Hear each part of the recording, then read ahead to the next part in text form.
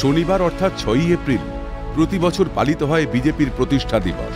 2024-এ দেশ জুড়ে উদযাপিত হচ্ছে ভারতীয় জনতা পার্টির 44তম প্রতিষ্ঠা দিবস। আর এবারের থিম ফির একবার মোদি সরকার।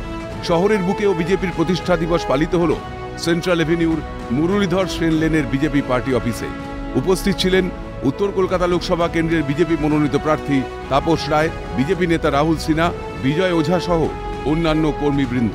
প্রসঙ্গত, 1950 থেকে 60-এর দশকে বিজেএস-এর অন্যতম প্রধান ছিলেন অটল বিহারী বাজপেয়ী।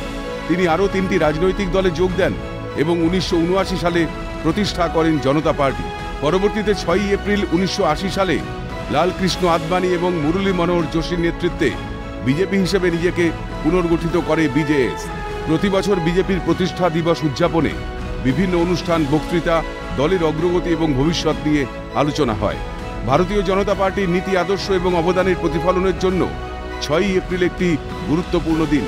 আর তাই সমগ্র দেশ তথা বাংলার বুকে শনিবার বিজেপির তরফে উদযাপিত হচ্ছে ভারতীয় জনতা পার্টির প্রতিষ্ঠা দিবস। ক্যামেরায় শুভজিৎ গায়নের সঙ্গে অভিরূপ হাজরার রিপোর্ট, ক্যালকাটা নিউজ।